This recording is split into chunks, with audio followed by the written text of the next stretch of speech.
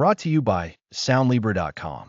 You can find a direct link to our full library in the description of this audio, or visit us anytime at Soundlibra.com.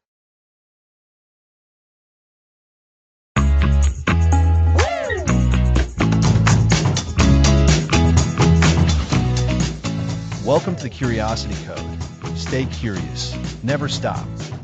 Hello, and welcome. I'm Lisa. And I'm Alex. We're thrilled to embark on this journey with you, exploring curiosity. Just a quick heads up before we get started. This series is for educational and wellness inspiration purposes. It's not a substitute for professional mental health advice. That's a great point. Now, Alex, when we talk about curiosity, what are we really talking about? It's more than just asking questions.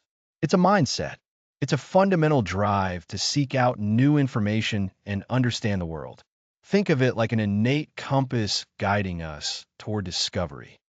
An innate compass. It suggests we're all born with it. Absolutely. Look at any young child.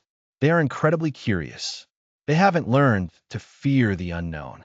Their world is a constant source of wonder.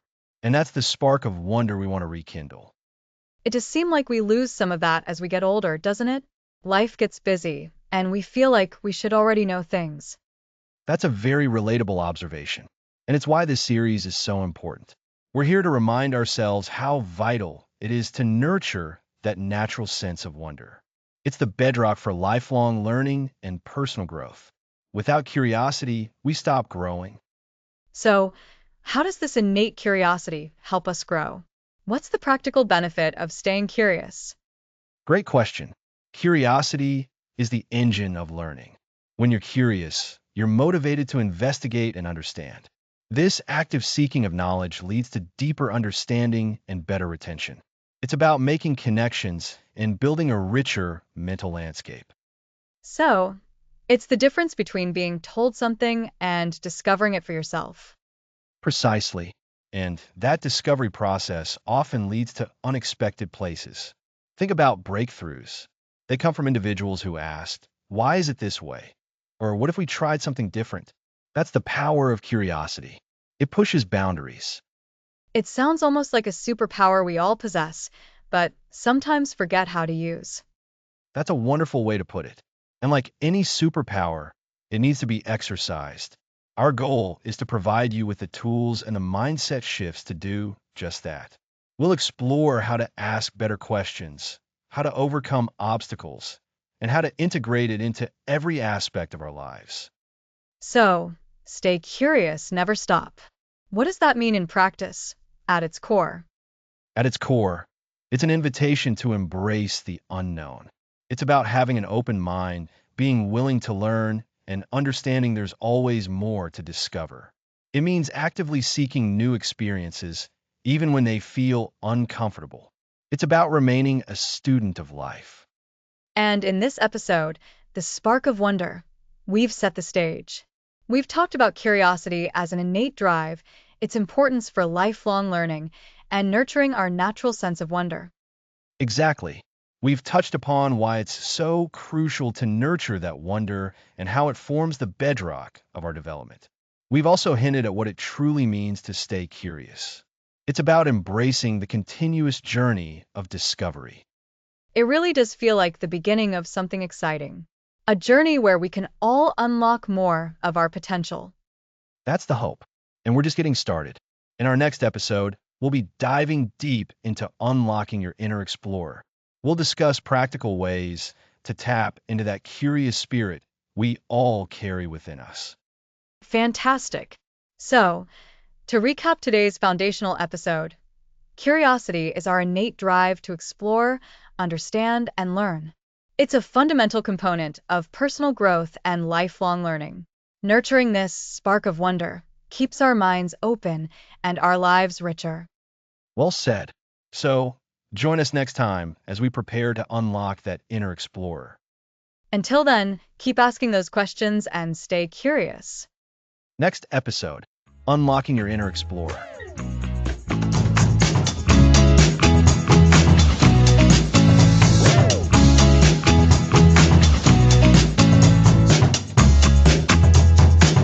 Woo!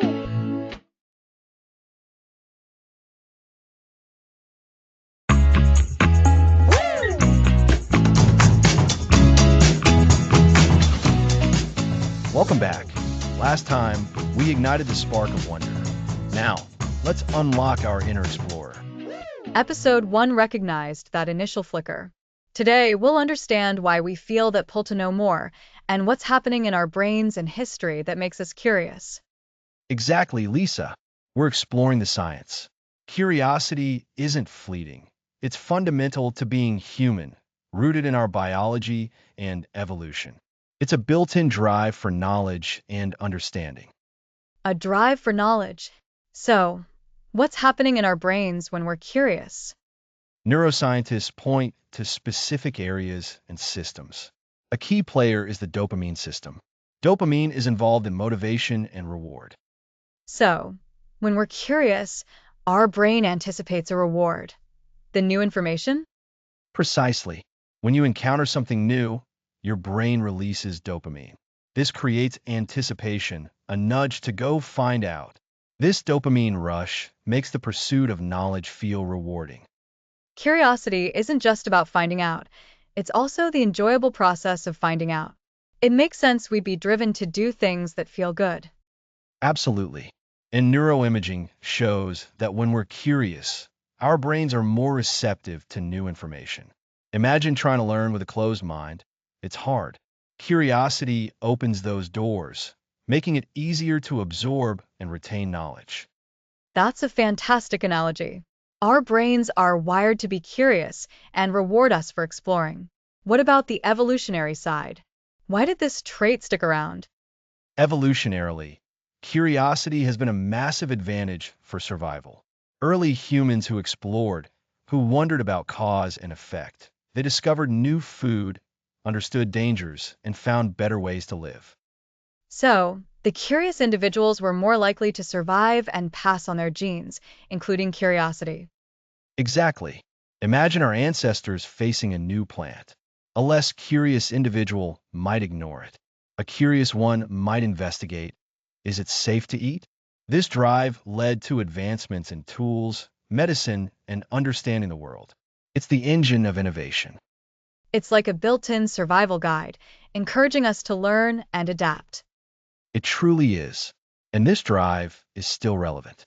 Think about how children learn. They are naturally driven by curiosity. They ask why, constantly as they explore and map their world. Oh, yes. The constant stream of why from a young child. That's pure curiosity, isn't it? They haven't learned to filter it yet. Absolutely. As we grow older, that innate curiosity can get dulled by routine or fear. But the biological and evolutionary drive is still there, waiting to be reawakened. Understanding that our brains are wired for curiosity and that it aided survival and progress can motivate us to embrace it more fully. It can. And to build on that, let's talk psychological drivers. Beyond the biological reward and evolutionary advantage, what makes us want to know? One concept is the information gap theory. An information gap? What does that mean? It's the feeling of knowing something is missing. Imagine a puzzle with missing pieces. That gap, that incompleteness, creates psychological tension. Curiosity is the drive to fill that gap, to resolve uncertainty and achieve completeness. So, when we encounter a question we can't answer, it creates unease, and our mind wants to resolve that by finding the answer. That's the core of it. This gap can be small or big. The size of the gap often correlates with curiosity's intensity. A bigger mystery tends to pique our interest more. It's like a mental itch we need to scratch. The bigger the itch, the more compelled we are. A perfect analogy, Lisa, and this is where personal goals and interests play a huge role. We tend to be more curious about topics relevant to us or that align with our existing knowledge. These represent gaps that are more meaningful to us to fill. So, if I'm interested in gardening, I'll be more curious about my tomatoes than quantum physics, unless I'd already developed an interest in that. Exactly. Our existing knowledge acts as a foundation. Learning something new can create new questions, new information gaps to explore. It's a continuous cycle. Think of building with Legos. Once you build one model, you see how pieces fit, and it sparks ideas for what to build next. That makes so much sense. It's about building on what we already know and seeing our world expand. And this interconnectedness is crucial. Curiosity is woven into our desire to connect with others. When we're curious about another person, their thoughts, feelings, experiences, it fosters empathy and builds stronger relationships. Asking questions and genuinely seeking to understand is a powerful act of curiosity. So, curiosity is good for our understanding and survival, and essential for building healthy connections. Absolutely. In relationships, curiosity can replace assumptions with understanding and judgment with empathy. Approaching others with a curious mindset makes us more open to different perspectives, leading to deeper connections. We've explored the biological fireworks with dopamine, the evolutionary advantage, and psychological drivers like the information gap and our interests. These combine to make curiosity a fundamental, powerful force. So, to recap, our brains are wired with reward systems that make learning enjoyable. Evolution favored curiosity for survival and progress. Psychologically, we are driven to fill knowledge gaps and explore things that interest us. It's a powerful combination that makes us innately curious explorers. That's a perfect summary, Lisa. We've laid the scientific groundwork for understanding our innate drive to know. In our next episode, we'll move from understanding why we're curious to exploring how we can actively cultivate that spark. We'll be talking about the art of asking the perfect question. Next episode, the art of the perfect question.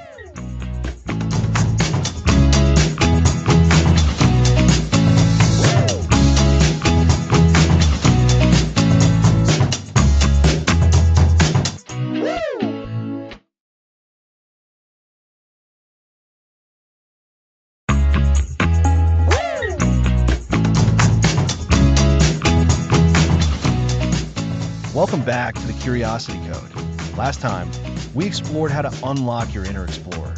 Now, let's focus on a skill fundamental to that journey, the art of asking the perfect question.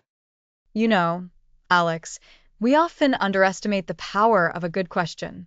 We tend to focus on having the right answers, but sometimes just asking the right question leads us to discoveries we never imagined. Exactly. Think of questions as keys. A poorly formed question is like a worn-out key that won't turn the lock. But a perfectly crafted question, that key can open doors to new knowledge, deeper understanding, and exciting possibilities. Today, we're going to talk about what makes a question powerful and how you can start crafting better ones. So, what's the first step in building a better question? Are there different types of questions we should be aware of? Absolutely. The most basic distinction is between closed-ended and open-ended questions. Closed-ended questions typically have a simple, short answer, often a yes or no, or a single piece of factual information. For instance, is it raining or what color is the car? These are useful for gathering specific facts quickly. Okay, so if I want to know if my friend is okay, I might ask, are you feeling better? That's a closed-ended question, right? That's right. And it's perfectly fine for certain situations. It gets you a quick confirmation. But if you want to understand how they're feeling or what has helped them, you need a different kind of question. That's where open-ended questions come in. So open-ended questions are the ones that encourage more detail. How can I rephrase, are you feeling better? To make it open-ended. You could ask, how are you feeling today? Or what's been on your mind? Or even, what's been the most challenging part of this for you? See how those invite more than a one-word answer? They invite a story, an explanation, a deeper insight. I see. How are you feeling today? Feels much more like an invitation to share, rather than just a check-in. It's like you're asking them to paint a picture with their words. That's a great analogy, Lisa. Open-ended questions encourage elaboration. They're the gateway to exploration. They give the other person space to think and to share more fully. This is crucial for curiosity because often the most interesting things aren't in the simple facts, but in the nuances, the reasons, the feelings behind them. So, we've got closed-ended for facts and open-ended for exploration. but I feel like sometimes I ask an open-ended question and I still don't get a great response. Is there more to it than just the type of question? There absolutely is. It's not just about the type of question, but the intention behind it and how it's phrased. We can be seeking information, or we can be seeking understanding. Those are two different things. Seeking information versus seeking understanding. Can you break that down for us? Think about asking a friend for directions. If you ask, which way is downtown? You're seeking information. You just want to know a street name or a turn. But if you ask, how should I best navigate through downtown to avoid the worst traffic at this time of day? You're seeking a deeper understanding. You want to know not just the route, but the reasoning behind the best route. Okay, I get it. One is about the what, and the other is about the how or why. And the second one requires a bit more thought from the person answering. Precisely. And often, our curiosity is better served by seeking understanding. It pushes us and the other person to think more deeply. When we ask questions focused on understanding, we're not just collecting data points. We're trying to grasp the underlying principles, the connections, the perspectives. So, when I'm trying to learn something new, instead of just asking, what is this term? I could ask, what is this term and why is it important in this context? Exactly. That second part, why is it important in this context? That's seeking understanding. It helps you connect the new information to what you already know or what you're trying to achieve. It makes the learning stick better. This is fascinating. So, to recap, we have closed-ended questions for quick facts and open-ended questions for richer responses. And within that, we can aim to seek information or to seek understanding. That's a great summary. Now, let's talk about the actual art of formulating these questions to spark deeper thinking. One of the most powerful words you can use is how. After how, you can explore process, method, or outcome. For example, how does this process work? Or how can we improve this outcome? I think I see why how is so effective. It prompts a description of action or a sequence of events, which naturally leads to more detail. It does. Another powerful approach is to focus on the why behind things. Asking, why is this done this way? Or why is this decision important? Uncovers motivations, history, or underlying assumptions. This is very valuable for challenging the status quo or gaining a deeper appreciation for something. Why questions can sometimes feel a bit confrontational, though. How do we ask why without making someone feel interrogated? That's a very important point, Lisa. The tone and context are everything. Often, framing it as, help me understand why this is the case, or I'm curious about the reasoning behind this approach softens it. It frames the question as a desire to learn, rather than a challenge. It's about genuine curiosity, not criticism. Ah, so it's about signaling non-judgmental intent. That makes a huge difference. It truly does. And remember, we're not just asking questions for ourselves. We're also trying to cultivate curiosity in others. Think about the kinds of questions that have sparked your own curiosity. Often they're questions that, one, are open-ended, two, invite exploration, and three, connect to something meaningful or relatable. So, to recap the key elements of a powerful question, it's open-ended, it aims for understanding over just information, and it uses words like how and why thoughtfully, with a tone of genuine curiosity. Precisely. And a really good question often opens up more questions. It's not about finding a single definitive answer, but about starting a chain reaction of inquiry. Imagine you're exploring a new park. A closed question might be, is there a lake? A more curious question might be, what kinds of wildlife can be found around the lake? And an even more exploratory question, seeking understanding, could be, how does the ecosystem around the lake support the different animal populations? That's a perfect illustration. The last question doesn't just ask what is there, but how it all works together. It's so much richer. It is. And the more you practice asking these kinds of questions, the more natural it becomes. It's a skill like any other. You get better with practice. Start small. Choose one conversation today where you consciously try to ask an open-ended question that seeks understanding. I'm going to try that. I've been thinking about a project at work, and instead of asking my colleague for specific steps, I think I'll ask them, "What's your thought process when approaching this kind of problem?" That feels like a good place to start. That's an excellent way to approach it. You're not just seeking instructions, you're seeking their expertise and perspective, which is a much deeper form of learning. Mastering the art of the perfect question is at the heart of staying curious. When we ask better questions, we get better answers, we uncover deeper insights, and we quite literally open ourselves up to a world of discovery. It really does feel like a superpower once you start to harness it.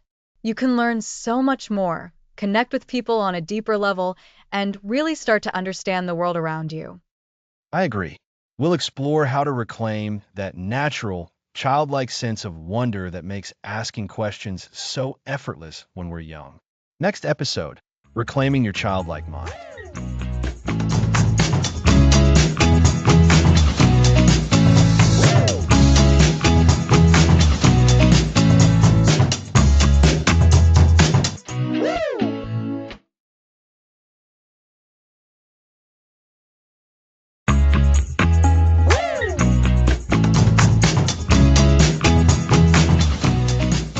Welcome back to the Curiosity Code.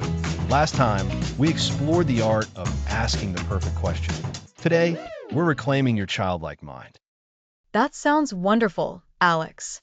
I think we all remember a time when the world felt like a giant, amazing playground, and every single thing sparked a why in us. What happened to that?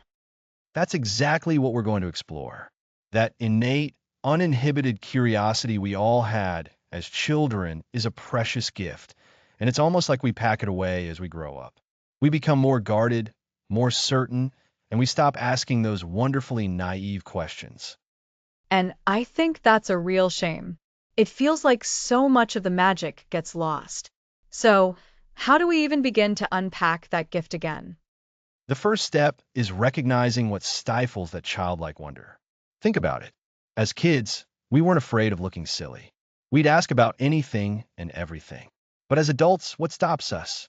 Often, it's the fear of judgment, the pressure to already know the answers, or the belief that certain things are beneath us to question. Oh, I can definitely relate to the fear of judgment. You see something you don't understand, and you think, everyone else probably knows this. I don't want to sound stupid. And then you just don't ask. Precisely. We start to prioritize perceived intelligence or social standing over genuine learning. We develop a sense of certainty, which, while useful, can be the enemy of curiosity. Certainty closes doors. Curiosity opens them. Remember in episode 1, we talked about wonder being the spark? That wonder is what fuels childlike curiosity. So, it's like we build up these walls around our natural inclination to explore because we're afraid of what might be on the other side, or what people might think of us if we go looking. Exactly. And these walls are built brick by brick through experiences, through societal expectations, and through our own internal narratives. We learn to categorize, to label, and to assume we understand things, rather than approaching them with fresh eyes. A child sees a seed and wonders if it will grow into a tree. An adult might see a seed and think, that's a sunflower seed. It will grow into a sunflower. The wonder is gone. That's a great example. It's the difference between looking at something with a vast, open mind versus a narrow, pre-programmed one. So, what are some concrete ways we can start dismantling those walls and reclaiming that childlike mind? One powerful strategy is to consciously observe the world as if you're seeing it for the first time. This might sound simple, but it requires practice. When you're walking, really look at the textures of the leaves, the way the light hits the buildings, the sound around you. Don't just walk from point A to point B. Engage your senses fully. So, it's about intentional presence and engagement. Instead of just letting the world wash over us, we actively soak it in. Precisely. Another technique is to embrace the beginner's mind. This is about approaching every situation, every person, and every piece of information with the openness and humility of a novice. It means letting go of preconceived notions and being willing to learn, even if you think you already know something. The beginner's mind. I like that. It's about shedding the ego and saying, okay, I don't know everything, and that's okay. I'm open to learning something new right now. Yes, and this connects beautifully to episode 3, where we discussed asking better questions. When you have a beginner's mind, you're more likely to ask those foundational why questions that can lead to deeper understanding. You're not asking to prove you know, but to genuinely discover. So, when we talked about asking questions to uncover underlying assumptions, the beginner's mind is the perfect mental state to be in to actually do that. Absolutely. Another key is to actively seek out novelty. Children are naturally drawn to new things. As adults, we often fall into routines. Try something new, even if it's small. Take a different route to work, try a new recipe, listen to a genre of music you normally wouldn't. Novelty shakes up our perspectives and makes us more receptive to new ideas and wonder. That makes sense. If we're constantly doing the same things, we're not likely to encounter many new things to be curious about, are we? Exactly. And when you encounter something new, resist the urge to immediately categorize or judge it. Instead, observe and inquire. Ask yourself, what is this? How does it work? What's interesting about it? Without the pressure of needing to have an immediate, definitive answer or opinion. It's like giving yourself permission to be a detective in your own life. That's a fantastic analogy, Lisa. You're the detective, and every new experience is a clue. And remember that we discussed in episode 2 about unlocking your inner explorer? This is the practical application of that. Your inner explorer loves novelty and the thrill of discovery. So, to recap what we've covered so far for reclaiming our childlike mind, we need to identify and challenge the fears and pressures that make us afraid to ask questions. Then, we actively practice observing the world with presence and engagement, adopt a beginner's mind, and consciously seek out novelty. You've got it. And a crucial element tied to all of this is playfulness. Children play naturally. They experiment, they imagine, they don't worry about the outcome. We, as adults, often associate play with being unproductive or frivolous. Reintroducing playfulness into our lives is essential for rekindling that sense of wonder. Playfulness, that feels like it's a whole other level of loosening up. How can we be playful without feeling silly? It's about the mindset. Playfulness isn't about being goofy. It's about engaging with curiosity and enjoyment for its own sake. It's trying things without being attached to a specific outcome. Think about building with Legos as an adult, or even just doodling without a purpose. It's about the process, not just the product. This mindset allows for experimentation, which is a cornerstone of curiosity. So, rather than thinking, I need to do this for a reason, it's more like, this looks fun to explore. Exactly. And when we allow ourselves to play and explore without rigid goals, we're much more open to those unexpected discoveries that fuel genuine curiosity.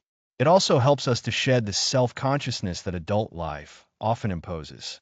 We start to see the world with that same wide-eyed amazement as a child. It sounds like a deliberate practice of unlearning some of the adult habits we've acquired. It's about intentionally creating space for that childlike wonder to reemerge. Precisely.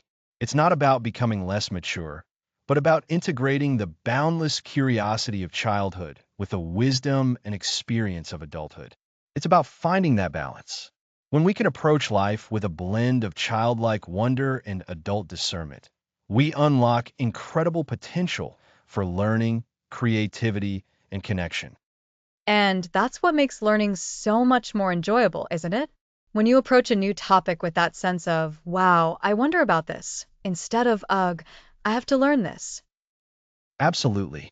It transforms learning from a chore into an adventure. So, to wrap up this episode, remember that your childlike mind is still within you.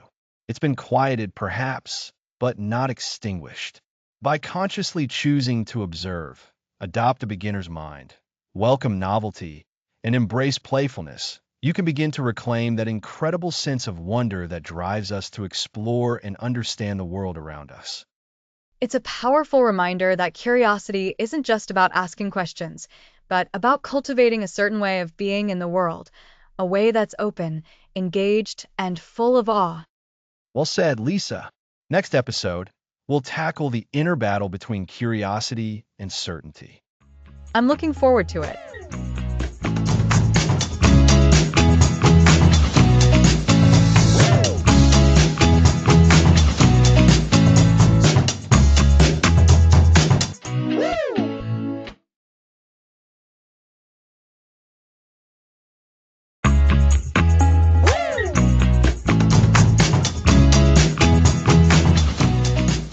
Welcome back to the Curiosity Code.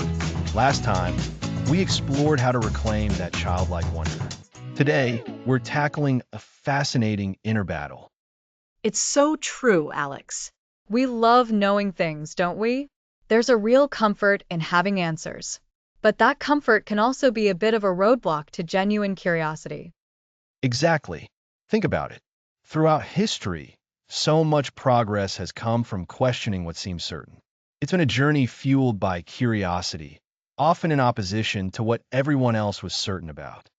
So, this episode is about understanding why our brains lean toward certainty and how we can nurture our curiosity even when the easier path is to accept what we know.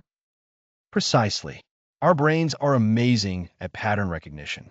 To do this efficiently, they create mental shortcuts, or what we call cognitive biases. These biases help us make quick decisions, but they can also lock us into a state of certainty. Can you give us an example of one of these biases? A classic one is confirmation bias. Have you ever noticed how, when you're thinking about buying a certain car, you suddenly start seeing that car everywhere? Or when you believe something, you tend to notice and remember information that supports your belief, while overlooking anything that contradicts it. Oh, absolutely. I've definitely done that. If I've made up my mind about something, I'm much more likely to seek out information that agrees with my viewpoint and dismiss anything that doesn't. It feels good to be right. It feels safe, and that's the core of it. Certainty provides a sense of security. It reduces anxiety because we don't have to deal with the unknown. The brain sees the unknown as a potential threat, and its primary job is to keep us safe. So it seeks out the familiar and the predictable. But as we've talked about throughout this series, it's in the unknown, in the uncomfortable space of not knowing, that real learning and growth happen. Embracing uncertainty, as we mentioned before, is actually a sign of strength. Right. Curiosity is inherently about exploring the unknown. It's about asking, what if, instead of just accepting because that's how it is. The challenge is that curiosity often requires us to step outside our comfort zone and confront the possibility that our current beliefs might be incomplete or even wrong. So, how do we actively challenge our own assumptions and move from the comfort of certainty towards the exciting, albeit sometimes scary, realm of curiosity? What are some practical steps? One of the most powerful techniques is to simply practice asking why more often, not in an annoying way, but in a genuine exploratory way. When you encounter a belief or an idea, pause and ask yourself, why do I believe this? Or what evidence supports this? That's a great point. It forces you to examine the foundation of your thoughts, rather than just accepting them. It gets you to unpack the certainty and see what's really there. And it's not just about asking why about external ideas, but also about your own internal feelings and reactions. If you find yourself dismissing an idea immediately, your certainty might be kicking in. Ask yourself, why am I reacting this way? Is it based on actual evidence? Or is it just my comfort zone talking? I like that. It's about creating a little bit of space between an idea, a piece of information, and your reaction. That space is where curiosity can thrive. Exactly.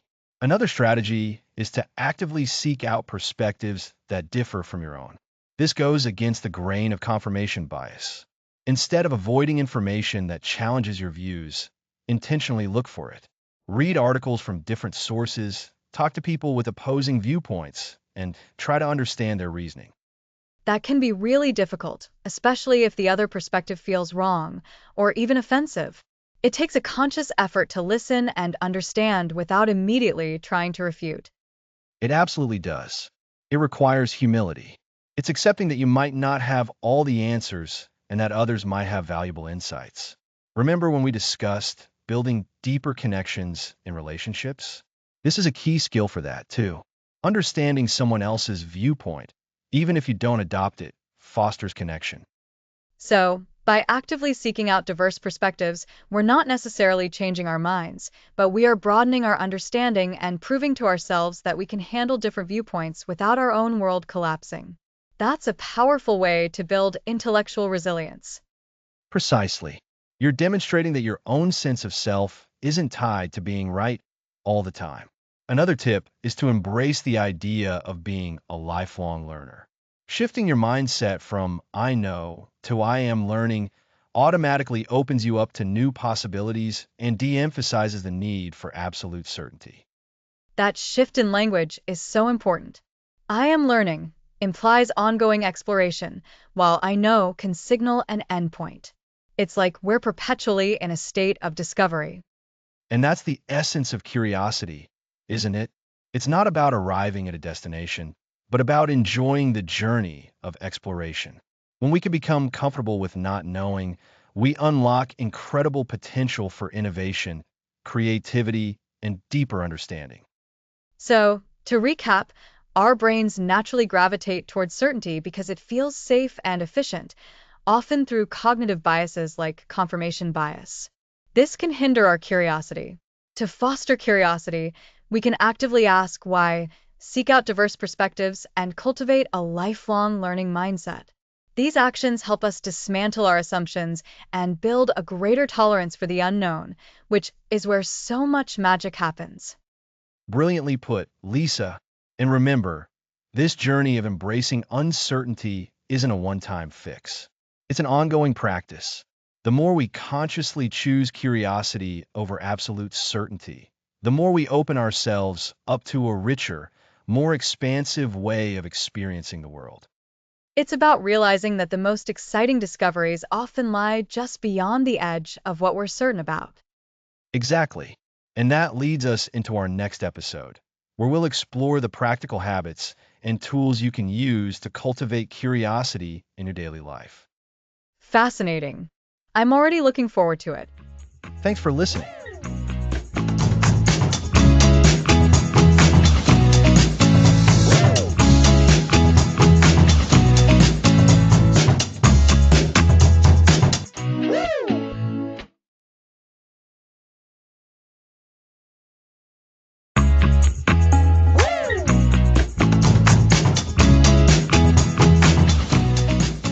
Welcome back. Today, we apply curiosity to the connections we share. What's more fundamental than our relationships? You're saying we should turn curiosity inward, towards the people around us? Exactly. Assumptions lead to misunderstandings. When we approach others with a desire to truly understand their world, everything changes. It's like becoming fluent in their language, understanding not just the gist, but the nuances and emotions. That's a brilliant analogy. It starts with active listening. Remember episode 3 on asking questions? Active listening is the other half of the curiosity coin. It's about truly hearing, not just waiting to speak. So, more than just nodding. What does active listening look like in practice? Put away distractions, like your phone. Make eye contact to show you're present. Reflect back what you've heard. So, if I'm understanding correctly, you're feeling frustrated because this shows you're committed to their perspective. That reflecting back does two things, right? It clarifies any misunderstandings and makes the speaker feel truly heard and validated. That feeling is so powerful. Absolutely. And this leads to empathy. Curiosity drives us towards empathy, the ability to understand and share another's feelings. When we ask, what was that like for you? Or how did that situation make you feel? We build a bridge to their emotional world. It's like asking about the journey's terrain, not just feeling the pebbles. Using how and what was it like questions avoid sounding accusatory, unlike why questions. Precisely. Remember asking the right questions for episode 3? Instead of, why did you do that? Try, can you help me understand your thinking behind that decision? Or what were you hoping to achieve? This frames it as joint exploration. This isn't just for romantic partners. I'm thinking about family dynamics. We get stuck in old patterns, assuming we know people, and project those old versions onto who they are now. That's a huge point. We carry these mental blueprints. Curiosity updates them. It encourages us to see the person now, recognizing they evolve. Ask your son about his new music with genuine interest, or your partner about the small moments that shaped their day. It's about embracing that even those we know best have unexplored layers. It's like finding hidden rooms in a familiar house, and curiosity is the key. Exactly. This makes relationships dynamic, engaging, and resilient. When challenges arise, a foundation of curiosity and understanding helps navigate them. Instead of blaming, you explore together. So, to recap, curiosity in relationships shifts from assumption to inquiry. It involves active listening, being present, and reflecting back what you hear. It requires empathy, using questions to step into others' emotional worlds. And it means asking open-ended, non-judgmental questions for deeper sharing.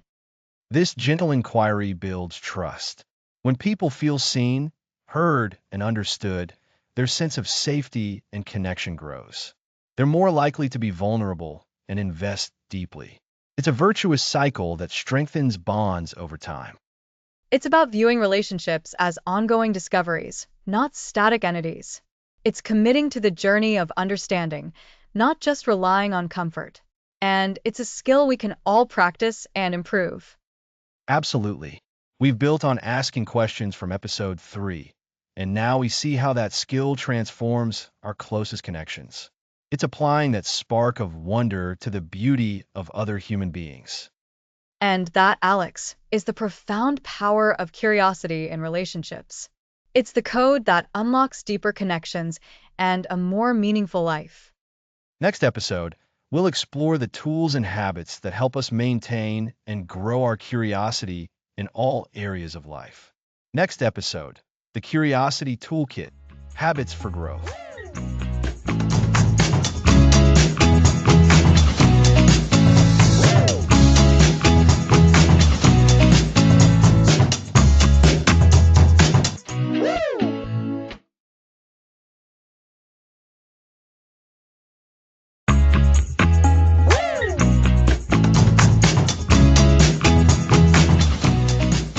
Welcome back to the Curiosity Code. Last time, we explored how curiosity transforms our relationships, fostering deeper connections. And it's been fascinating, Alex. We've really started to see how curiosity isn't just a fleeting feeling, but something we can actively nurture. Exactly, Lisa. And that brings us perfectly to today's episode. If we want to truly unlock the power of curiosity in our lives, we need to move beyond just understanding it and start practicing it. So, today we're talking about the Curiosity Toolkit, Habits for Growth. We'll give you practical, actionable tools to embed curiosity into your daily life. A toolkit. I love that. It sounds like we're building something tangible, not just talking about abstract concepts. So, what's the first tool in our curiosity toolkit for daily growth? Let's start with something fundamental. Lisa, intentional learning goals. Remember in episode 2, we talked about being an inner explorer? This is where that exploration gets a map. Instead of just passively absorbing information, we actively decide what we want to learn. So, it's like setting a destination before you start a journey? Precisely. This could be something as simple as learning one new word each day, understanding a new concept in an area you're interested in, or committing to reading a chapter of a nonfiction book. The key is making it intentional. You're telling yourself, I want to grow my understanding in this specific area. This proactive approach signals to your brain that learning is a priority. And the act of setting that goal itself sparks curiosity, doesn't it? You want to achieve it, so you naturally start asking questions about how to get there. Absolutely. And that leads us to the next habit, embracing novelty. Our brains are wired to seek out new information and experiences.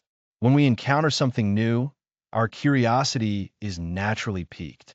The habit here is to actively seek out new experiences, even small ones. Like what kind of small things? We don't all have the luxury of traveling to new countries every week. Of course not. It could be trying a new route to work, listening to a music genre you've never explored, ordering something different at your favorite cafe, or even just taking 5 minutes to observe your surroundings with fresh eyes, noticing details you usually overlook. The more we expose ourselves to the new, the more we train our brains to be curious about it. It's like exercising a muscle.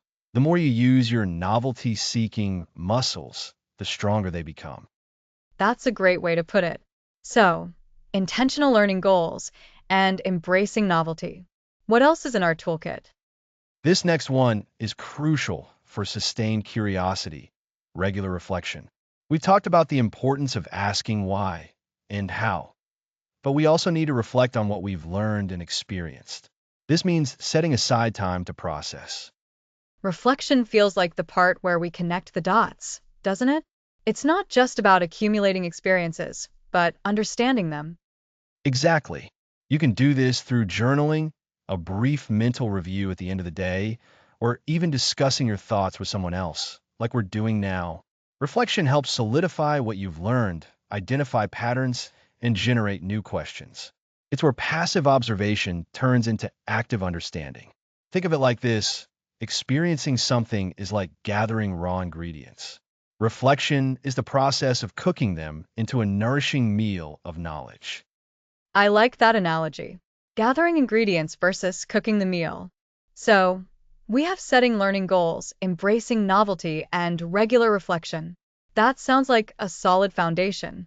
What's next on the list? A habit that truly unlocks deeper understanding is active listening. In episode 6, we discuss curiosity in relationships. Active listening is where that truly shines. It's about listening to understand, not just to respond. Ah, this is so important. It's so easy to get caught up in what we want to say next, our own thoughts, or even judging what the other person is saying. Precisely. Active listening means giving your full attention, asking clarifying questions, and seeking to grasp the speaker's perspective and underlying feelings. When you truly listen, you uncover layers of information and insight that you would have otherwise missed. This deepens not only your understanding of the topic or person, but also your own sense of curiosity, because you realize how much more there is to discover. It's like peeling back an onion. Each layer reveals more. And this habit isn't just for conversations either. You can actively listen to a podcast, a lecture, or even observe a complex process with the same intention to understand. You've got it. Now, for our final habit in this segment of the toolkit, seeking diverse perspectives. We often fall into the trap of staying within our echo chambers, surrounded by people and information that confirm our existing beliefs. Curiosity thrives on challenge and variation.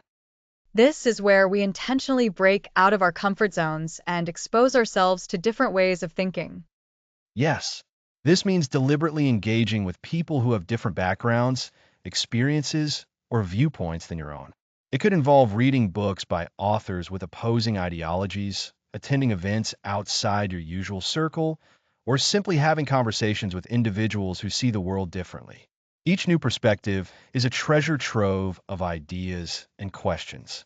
It forces us to re-examine our own assumptions and opens up entirely new avenues of curiosity. So, to recap the tools we've discussed in our Curiosity Toolkit for Growth, we have intentional learning goals to direct our exploration, embracing novelty to keep our minds open to the new, regular reflection to process and understand, active listening to truly absorb information and perspectives, and seeking diverse perspectives to broaden our horizons. That's a fantastic summary, Lisa. These aren't just quick fixes, they are habits. Like any habit, they require consistent practice. But the reward is immense. By consciously building these practices into our lives, we transform curiosity from a passive trait into an active, powerful engine for personal growth. Remember what we discussed in episode 1 about this spark of wonder. These habits are how we keep that spark alive and fanned into a flame. and they all build on each other. 2. Setting a learning goal makes you more likely to embrace novelty. Reflecting on new experiences helps you learn from them, and diverse perspectives give you more to reflect on. Exactly. It's a beautiful, interconnected system. So start small. Pick one habit to focus on this week. Can you set one small learning goal? Can you try one new thing? Can you commit to just 5 minutes of reflection? Small steps create big changes. And remember, just like any tool, the more you use your curiosity toolkit, the more proficient you become. Next episode, we'll be tackling a common challenge: overcoming curiosity blocks. We all face them.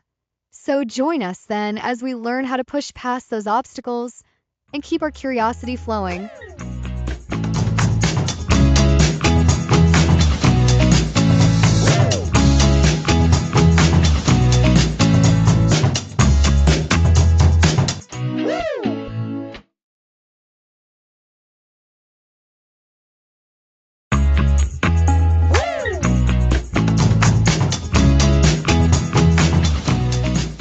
Welcome back. Last time, we explored practical habits for cultivating curiosity. Now, let's tackle overcoming the blocks that can stifle that natural drive. Absolutely. It's one thing to want to be curious, but it's another to feel curious when facing obstacles. What are the biggest hurdles you see? One of the most significant is fear. It's the fear of the unknown, of mistakes, or of looking foolish. Think about it. When a child asks a question, they're usually not worried about what others will think. They're just asking. Somewhere along the way, we learn to be hesitant. That fear of judgment is so real. We worry about asking a silly question or venturing into territory where we don't have all the answers.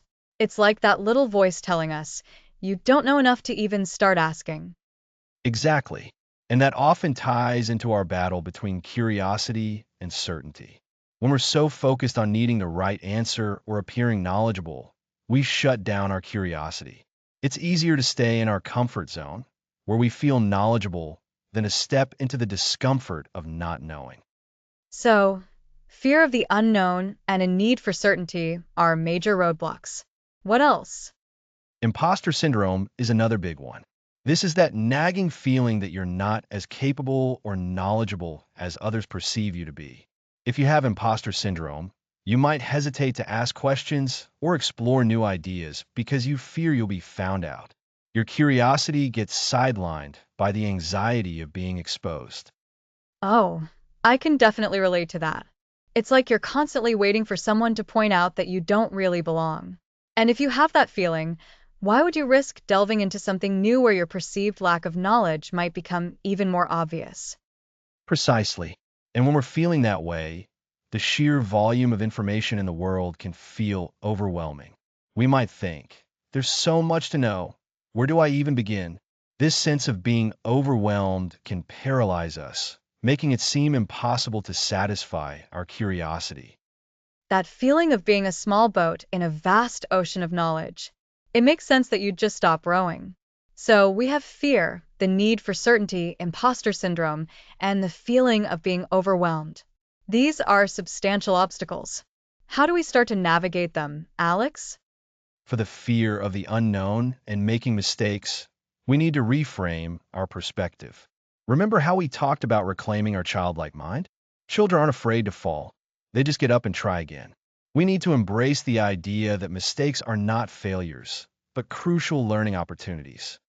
So, instead of seeing a mistake as proof we're not curious enough or smart enough, we see it as data, as information that helps us get closer to understanding. Exactly. It's about shifting from fixed mindset, where our abilities are static, to a growth mindset, where we believe we can develop and learn. When you encounter a mistake, ask yourself, what can I learn from this? Rather than why did I mess up? This simple reframing can unlock so much curiosity. That's powerful. And for that internal pull towards certainty, how do we loosen its grip? We have to actively choose curiosity over the comfort of certainty, especially in those moments of doubt. It's about recognizing that the most interesting discoveries happen when we step outside what we already know. Think about it. If you already had all the answers, Would you be curious at all? Curiosity thrives in the space of not knowing. So, perhaps instead of striving for absolute certainty, we can aim for increasing understanding. It's a continuous journey, not a destination. That's a perfect way to put it, Lisa. And for imposter syndrome, the strategy is to acknowledge it without letting it dictate your actions. Talk about your feelings with a trusted friend or mentor. Remind yourself of your accomplishments. And critically, focus on the learning process itself, not just the outcome. When we focus on the act of learning and exploring, the pressure to appear competent lessens. We can give ourselves permission to be a beginner. Precisely. And when you're feeling overwhelmed by the sheer volume of knowledge, break it down. Don't try to learn everything at once. Pick one small area that genuinely sparks your interest and dive into that. Set small, achievable goals. For example, instead of learn about astrophysics, try understand what a black hole is for 15 minutes today. That makes it feel manageable. It's about building momentum with small wins. So, to recap, to overcome fear and mistakes, we reframe them as learning opportunities and adopt a growth mindset. To combat the pull of certainty, we consciously choose the discomfort of not knowing for the sake of discovery. And against imposter syndrome, we acknowledge the feeling, seek support, and focus on the learning process. And when overwhelmed, we break down the vastness of knowledge into small, manageable pieces. These are strategies we can start employing immediately. It sounds like these blocks aren't insurmountable walls, but rather hurdles we can learn to jump over with the right tools and mindset. They really are. It's about resilience. We've been building that resilience throughout this series, haven't we? We learned to ask better questions, to embrace our inner explorer, and to reconnect with our childlike sense of wonder. All of those earlier episodes equip us to face these modern-day curiosity blockers. That's a great connection back. It feels like those foundational episodes were preparing us for this one, where we address the practical challenges. So, for our listeners, the takeaway is that it's perfectly normal to face these blocks, but we have agency. We can choose how to respond to them. Absolutely. And as we continue our journey, we'll see how these principles apply in specific environments, like the workplace. That's right. Next episode, the power of why in the workplace. See you then.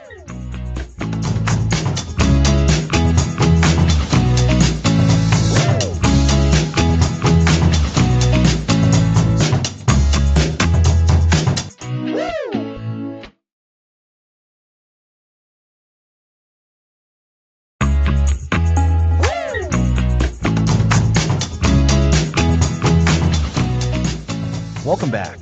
Last time we explored overcoming curiosity blocks. Today, let's tackle the workplace. The workplace. It often prioritizes routine over probing questions. But curiosity is a powerful tool there. Every innovation, every improvement starts with a question, often a simple why. So, asking why can genuinely boost success at work? Precisely.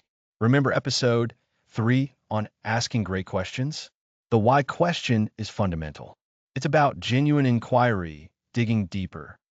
Like when a task is assigned, and instead of just starting, someone asks, why are we doing it this way? What problem does this solve? That's a perfect example. Asking why seeks understanding, which can uncover inefficiencies and reveal simpler, more effective methods. So, you might realize the current steps aren't even needed? Exactly. Or better yet, it can spark new ideas. You might discover the problem has broader implications, leading to a more innovative solution. Curiosity truly fuels innovation. It's like peeling back layers. One why leads to another, revealing the core issue. You've hit on a key point. The why question challenges assumptions. We often work on autopilot. Asking why forces us to pause and reevaluate. But could asking why constantly be seen as questioning or difficult? How do we balance that? That's crucial. It's about framing your questions with a desire to learn, not find fault. Phrases like, to help me understand better, or I'm curious about the reasoning, communicate constructive intent. So, it's the intent and delivery, not just the word? Absolutely. A curious workplace fosters continuous learning and growth, aligning with a growth mindset. Curious employees believe they can learn and improve, seeing challenges as opportunities. By asking questions and seeking understanding, they actively engage in that growth. Precisely. Asking why also leads to better problem solving. Instead of jumping to solutions, a curious approach asks, why did this happen? What were the contributing factors? This addresses the root cause, not just the symptoms. That's vital. It's the difference between a quick fix and actual healing. If we don't understand why the problem occurred, it will likely repeat. Exactly. This applies to everything from small glitches to major setbacks. Furthermore, a workplace encouraging why questions becomes more collaborative, breaking down silos as team members feel safe to explore perspectives. So, curiosity isn't just individual, it can be a team dynamic. A leader who fosters curiosity empowers team members to think critically and contribute beyond their tasks. They encourage asking why about processes, customer needs, and team goals. This shared understanding builds more engaged and effective teams. When your questions are valued, you feel more invested in your work, right? Much more. Curiosity also aids career advancement. Employees who ask clarifying questions, seek broader context, and identify improvements are noticed. They demonstrate initiative and a desire to contribute meaningfully. So, for career advancement, actively asking why and showing curiosity could be a key strategy. It can be powerful. It shows you're not just a worker, but someone thinking proactively and strategically. You understand the purpose and look for enhancements. This connects to our earlier episodes on personal development. Curiosity seems to be a recurring theme for growth everywhere. It is. Curiosity is the engine of personal and professional development. In the workplace, it drives innovation, sharpens problem solving, builds teams, and fuels career growth. The power of asking why is immense, approached with a genuine spirit of inquiry. So, to recap, the power of why at work means seeking understanding. It uncovers inefficiencies, sparks innovation, challenges assumptions, and improves problem solving by addressing root causes. It also fosters collaboration, boosts engagement, and aids career advancement. Beautifully summarized. It's about a mindset where questions are welcomed, creating a culture where asking why is a strength and a path to better outcomes. So, for our listeners, embrace the why in your professional lives and encourage it in your teams. Exactly. Don't be afraid to ask why. It's your direct line to deeper understanding and greater success.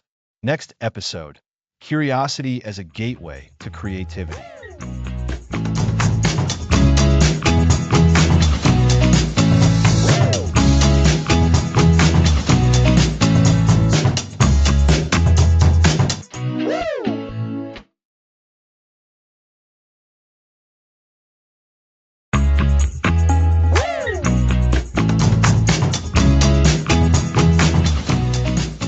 Welcome back to the Curiosity Code. Last time, we explored how the power of why fuels innovation in the workplace. Today, we're connecting intense curiosity to heightened creativity. That's right, Alex. We've discussed curiosity as a drive to explore. Now, we're linking that exploration to generating new ideas, turning questions into something tangible. Exactly. Think of creativity not as magic, but as a muscle. Curiosity is the best workout for that muscle.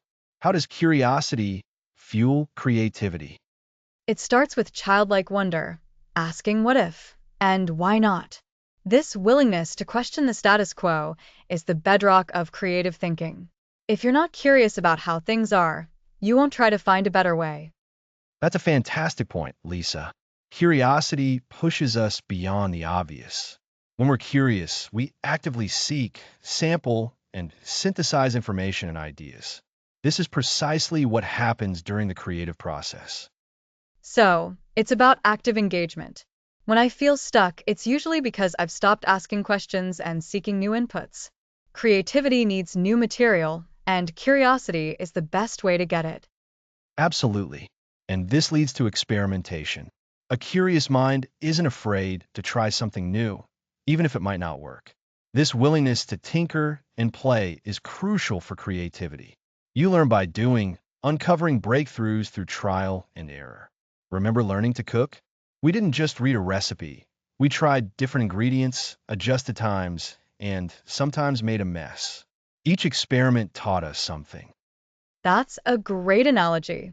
It ties back to overcoming curiosity blocks. When we're not blocked, we're open to experimentation. We're less afraid of failure, which often stifles creativity. If you're curious enough to try, you're halfway to being creative. Precisely. And this experimentation involves a willingness to deviate from the norm. Creativity often involves looking for solutions outside established paths. A curious person naturally explores those less traveled roads. They don't just accept the first or easiest answer. So, a curious person might be more likely to stumble upon an innovative solution because they're willing to step outside the box others stay within. It's about that intellectual audacity, isn't it? Intellectual audacity, I love that. It's about having the courage to explore uncharted territory. This exploration often leads to making connections between ideas that others might have overlooked. Creativity is often about combining existing elements in novel ways. Without curiosity, you might not even be aware of those different elements, let alone see how they could fit together. It's like you're a collector of ideas, and your curiosity drives you to find interesting items. Then, your creative mind arranges them in new and surprising ways. That's a perfect way to put it. And this collection process is ongoing. The more curious you are, the richer your collection becomes. This helps prevent burnout. When you're genuinely curious, learning and creating feel less like work and more like an exciting adventure. It makes sense. If you're driven by a desire to learn, then creating something new with that knowledge becomes intrinsically rewarding. It's the journey of discovery that curiosity enables. Indeed. Now, when we talk about creativity, we often think of art, but this connection applies to every field. Scientists are curious and make groundbreaking discoveries. Engineers, entrepreneurs, chefs, they all rely on curiosity to innovate. So, it's not just artistic. It's about novel problem solving, finding new approaches. That's creativity too, and it all starts with curiosity. Exactly. Think about a problem you'd never faced before. Your initial reaction might be confusion, but if you leaned into curiosity, you started asking, what is this? How does it work? What are the solutions? That questioning is the first step toward a creative solution. It really underscores how fundamental curiosity is. It's not just a nice trait, it's essential for growth and innovation. And it reinforces what we've been building, reclaiming childlike wonder, asking why, and overcoming blocks. These all feed into our creativity. Curiosity is the engine, and creativity is the beautiful output. So, to recap, Alex, curiosity fuels creativity by encouraging us to 1. Question the norm and look at things from different perspectives. 2. Actively gather new information and experiences. 3. Embrace experimentation and learn from trial and error. And 4. Make novel connections between existing ideas. These are all hallmarks of a creative mind, stemming from curiosity. That's a perfect summary, Lisa. Curiosity isn't just about learning. It's about using that knowledge to create. It's about transforming exploration into innovation. It makes me want to go out and try something completely new. And that's the spirit. Keep that curiosity alive, and you'll unlock a world of creative possibilities. Next episode, the ethics of curiosity, boundaries and responsibility.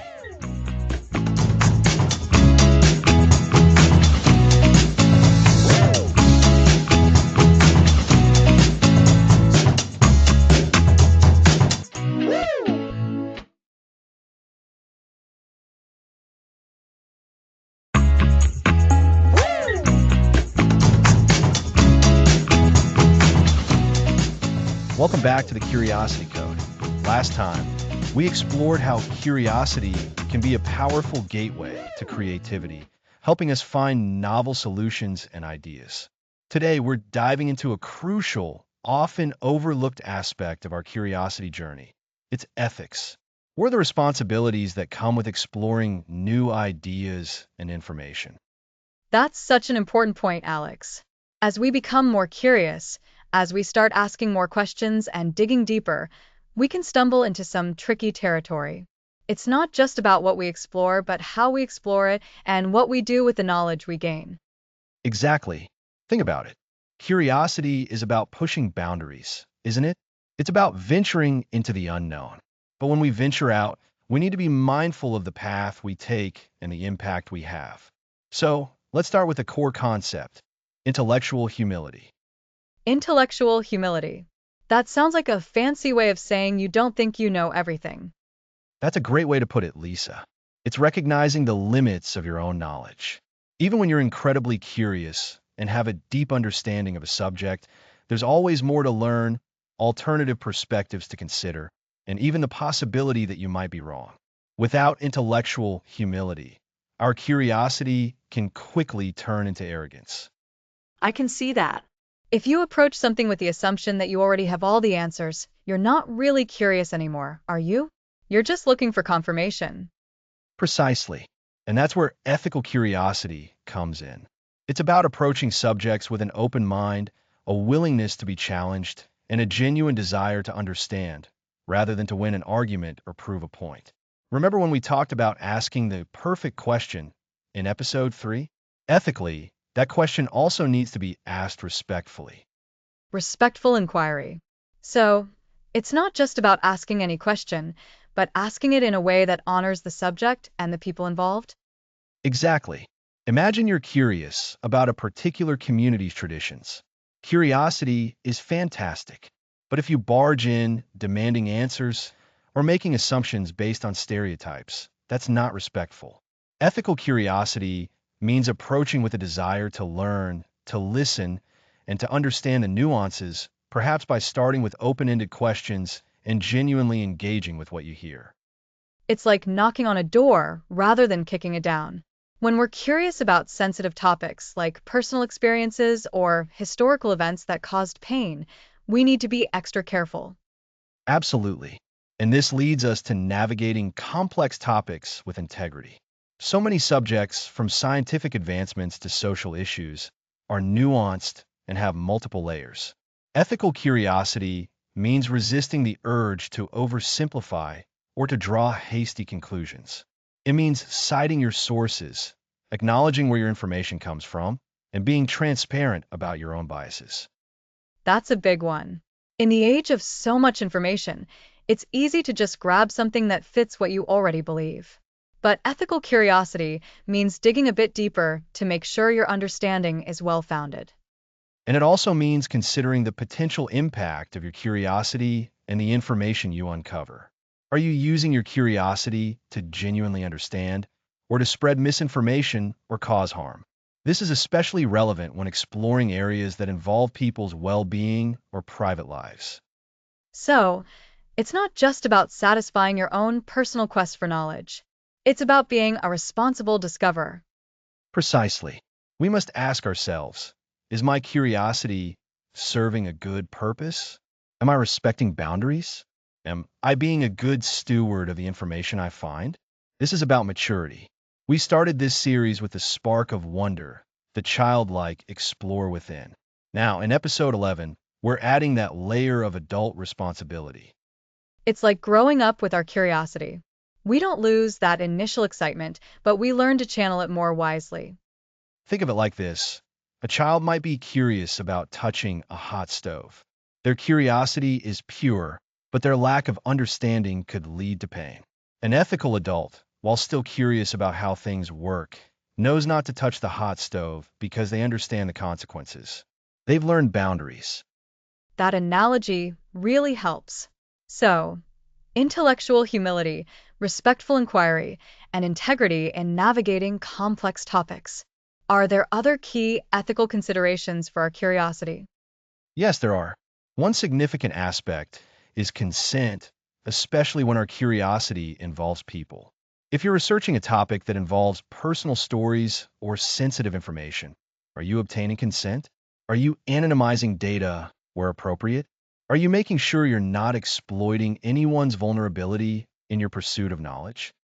That's a critical point. Sometimes our curiosity might lead us to uncover something deeply personal about someone, and we have to ask ourselves if it's our right to know or to share that information. Indeed. And speaking of sharing, another ethical consideration is the dissemination of information. When you've learned something new, how do you share it? Do you present it as fact without qualification? Do you acknowledge uncertainties? Ethical curiosity demands accuracy and a commitment to presenting information responsibly, avoiding sensationalism or the spread of unverified claims. It's about being a trustworthy source, or at least signaling clearly when you are not. It's not just about finding out something new, but about ensuring that what you do find out is reliable and presented in a way that doesn't mislead others. And this connects directly to our journey towards wisdom. Wisdom isn't just about knowing a lot. It's about knowing what to do with that knowledge and when and how to use it. Ethical curiosity is a fundamental building block for true wisdom. It means actively seeking to avoid harm, to promote understanding, and to contribute positively. So, it's about being mindful not just of the act of exploring, but also of the potential consequences of that exploration and the knowledge gained. It's a call to action to be curious and conscientious. Exactly. It's about adding a layer of maturity to our innate drive to explore. We want to encourage everyone to keep that spark of curiosity alive, as we've discussed throughout this series, from the spark of wonder to its role in creativity.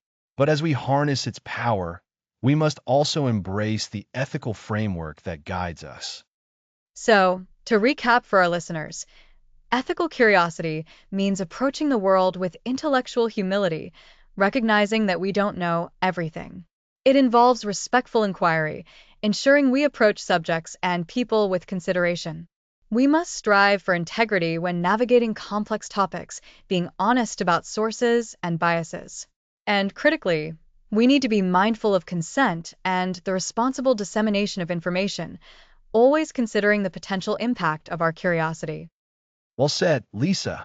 These aren't just abstract ideas. They are practical guidelines for how we can all be more effective, more responsible, and ultimately, more wise explorers of the world around us. It's about ensuring our curiosity leads us to growth and understanding, not to unintended harm or misunderstanding. It truly adds a vital dimension to the whole curiosity journey we've been on. It does. And as we reach the penultimate episode of the Curiosity Code, we've come to understand that true curiosity isn't just about asking what and how, but also about asking, should I? Next episode, The Infinite Horizon, Living a Curiosity-Driven Life.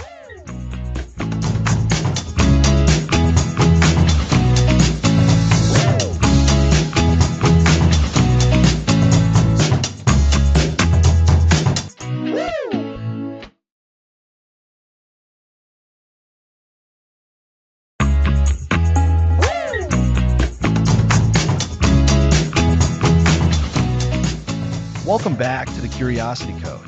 We're at our final episode, episode 12. We're talking about the infinite horizon. It's hard to believe we're at the end of our series. We've covered so much, from the spark of wonder to the ethics of asking questions. It really feels like we've built a whole toolkit for staying curious. Absolutely, Lisa. In this final episode, we want to bring all those threads together. We've explored what curiosity is, why it's vital, and how to actively cultivate it. Now, we're looking at the bigger picture, how to make curiosity not just a hobby, but a fundamental way of life. It's not about reaching a final destination of being curious, but embracing the journey itself as a continuous process of discovery. So, it's about turning what we've learned into a habit, into a lifestyle.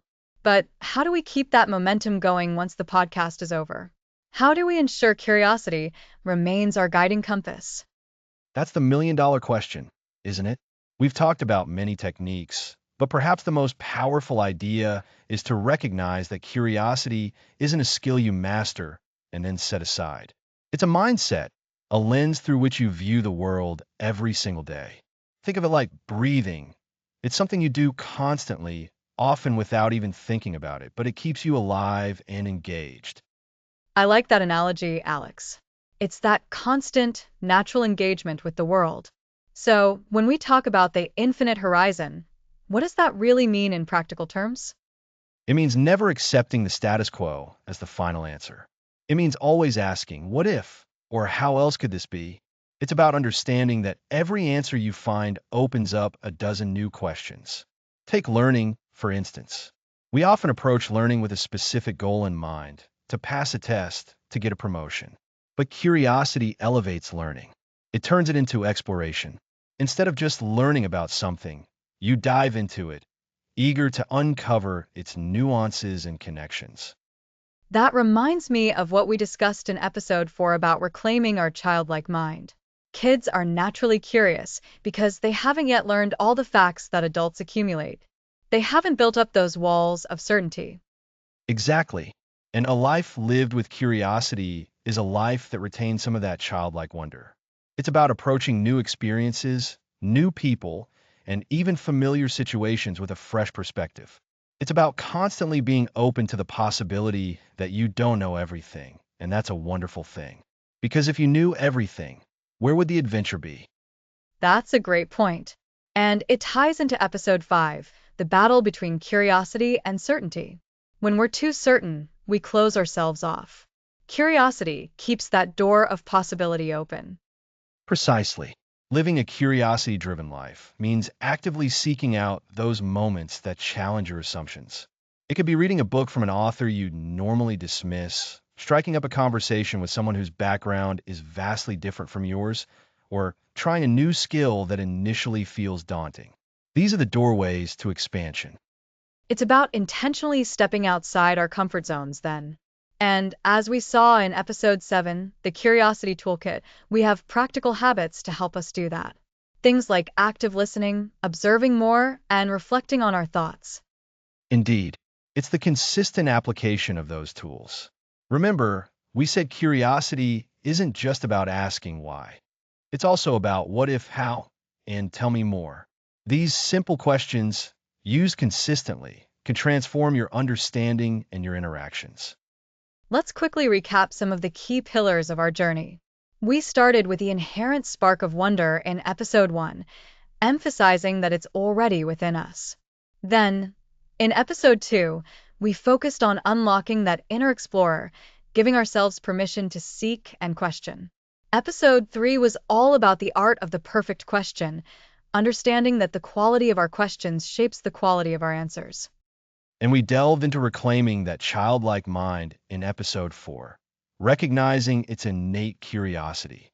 Episode 5 highlighted the crucial, ongoing internal battle between the comfort of certainty and the growth offered by curiosity. Then, we explored how curiosity can deepen our relationships in episode 6, fostering empathy and understanding. Following that, episode 7 equipped us with a curiosity toolkit, those actionable habits for continuous exploration. Episode 8 addressed overcoming those common curiosity blocks, like fear of judgment or the feeling of being overwhelmed. Episode 9 brought curiosity into the professional sphere, revealing its power in the workplace for problem solving and innovation. Then, episode 10 showed how curiosity is the essential gateway to creativity, fueling new ideas and unique perspectives. We also touched upon the important ethical considerations in episode 11, reminding us to be responsible and respectful in our pursuit of knowledge. And now, here we are in episode 12, looking at the infinite horizon. It's about integrating all of these elements into a cohesive, lifelong practice. A curiosity-driven life isn't about a specific career or a set of hobbies, but about an attitude. It's about approaching every moment with an open mind and a desire to learn. Consider the metaphor of a gardener. A good gardener doesn't just plant a seed and expect a full-grown plant. They tend to it, water it, weed around it, and observe its growth, adapting their care as needed. So, we should see our own curiosity as that garden, requiring continuous attention and cultivation. Exactly. And harvest? A life rich with understanding, connection, creativity, and a profound sense of fulfillment. It's about embracing the unknown not with fear, but with excitement and anticipation. It's about realizing that the most interesting discoveries often lie just beyond what we think we know. And that the journey of discovery truly is infinite. There's always something new to learn, a different perspective to consider, a deeper layer to uncover. This is the essence of living a curiosity-driven life. It's a choice we make every day, in every interaction, in every thought.